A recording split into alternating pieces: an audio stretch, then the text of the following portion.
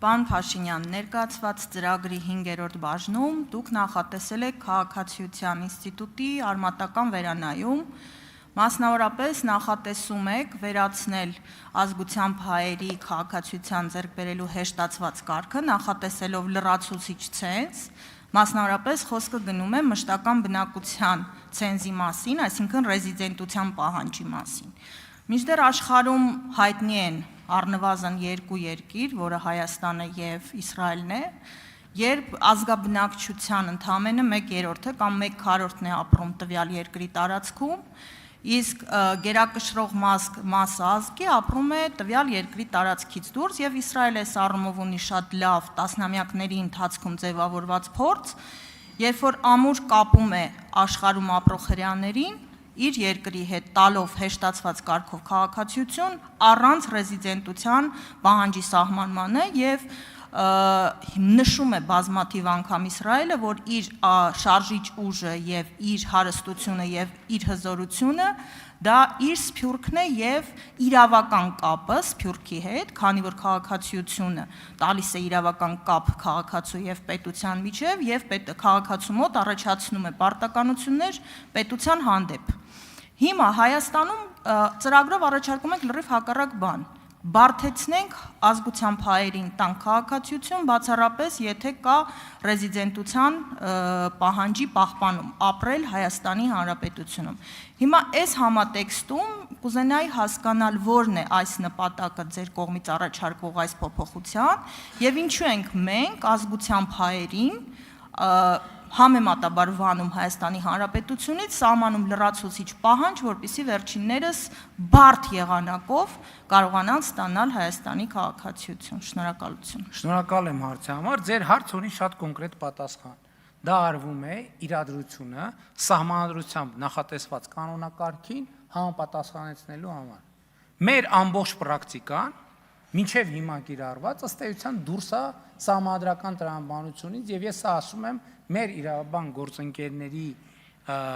օգնությամբ, տեսեք թե ինչա գրված սահմանադրության 47-րդ հոդվածում, մեջբերում եմ, ազգությամբ հայերը Հայաստանի Հանրապետությունում բնակություն հաստատելու պահից ունեն Հայաստանի Հանրապետության քաղաքացիություն ձեռք բերելու իրավունք։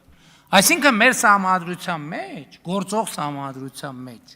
արձանագրված է, որ քաղաքացիություն ընդունելը, ստանալը պետքա բնակության հետ կապվի։ Մենք այսօր պրակտիկաներում ենք ցալնում, որ անձնագիրը փոստով ուղարկում ենք մարդկանց։ Մարդիկ չեն էլ գալիս Հայաստանի Հանրապետությունում, Հայաստանի Հանրապետություն, քաղաքացիություն են ստանում։ Եվ մենք մեր ձեռքով մեր քաղաքացիության ինստիտուտը արժե զրկել ենք։ Մենք ինչ ենք ասում, ասում ենք պետքա վերադառնալ սահմանադրական տրամաբանության մեջ, որովհետև սահմանադրական այս պահին գործող կարգավորումը ասում է բնակություն հաստատելու պահից, այսինքն մարդը պետք է ապրի Հայաստանի Հանրապետությունում, որ քաղաքացիություն ստանա եւ քաղաքացիություն ստանա հեշտացված կարգով հենց այդ փաստի բերումով։ Իսկ մենք ասենք ենթադրենք կներեք, բայց այդտեն չի լինի։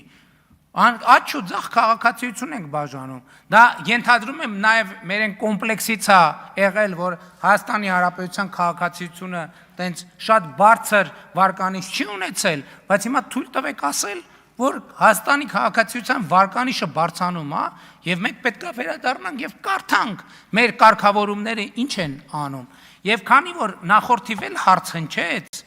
սահմանադրության հետ կապված, ես օգտվելով առիթից, որ մի փոքր ժամանակ ունեմ, ուզում եմ մեջբերել վարչապետը կառավարության ծրագրի շրջանակներում որոշում է կառավարության քաղաքականության հիմնական ուղղությունները, ղեկավարում է կառավարության գործունեությունը եւ համակարգում է կառավարության անդամների աշխատանքը։ Սա էլ նախորդ հարցերից մեկը, որ ես նախորդ հարցինի պատասխան չհասցրի կարգավորումը գտնել եւ մեջբերել։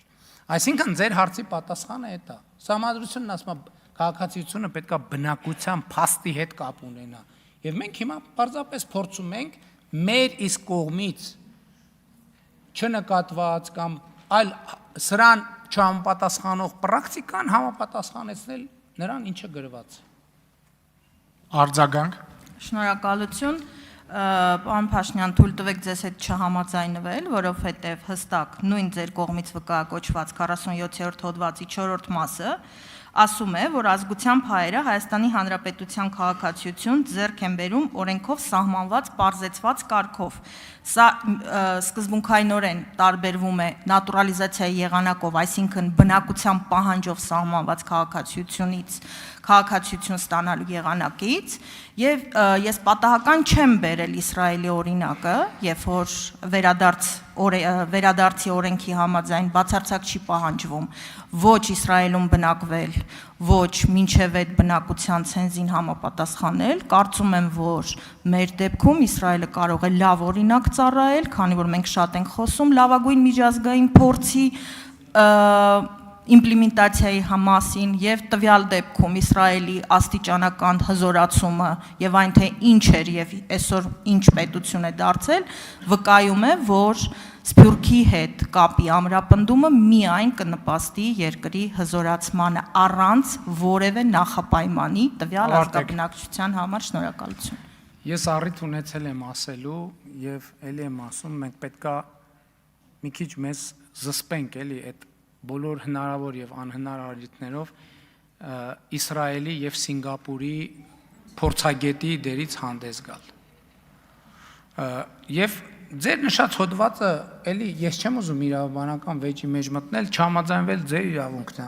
բայց ես չեմ ուզում իրավաբանական վեճի մեջ մտնել, ասում է ազգությամբ հայերը բնակություն հաստատելու պահից ունեն իրավունք, հետո ասում է ունեն իրավունք պարզեցված կարգով։ Այսինքն բնակություն հաստատելու պահից ունեն իրավունք պարզեցված կարգով։ Պարզեցված կարգն էլ սահմանում է օրենքը, հետևաբար օրենքը կարող է սահմանել, թե ինչ նկատի ունի պարզեցված կարգ ասելով։ Հասկանում եք, էս է խնդիրը, որովհետև կարող է, այո, ասենք, որ բնակություն եք հաստատել, ուրախ ենք, շնորհակալ ենք, գլխներս վրա էլ տեղ ունեք, դրա համար մենք այս պարզեցված կարգը գործադրում ենք, բայց որ փոստով անձնագիր ուղարկենք, ինձ թվում է այդ պրակտիկային պետքա վերջ տալ, իհարկե փոստով անձնագիր ուղարկելը մի քիչ բառից բուն, մի քիչ էլ բառից փոխաբերական իմաստով նկատի ունեն, կամ 2 ժամով կամ մի շաբաթով եկանք, արդեն պետքա մարդը բնակություն հաստատի, այսինքն իր շահերի կենտրոնը պետքա ավելի ու ավելի շատ լինի Հայաստանի Հանրապետությունը։ Էդ է գրած գործող սահմանադրության մեջ։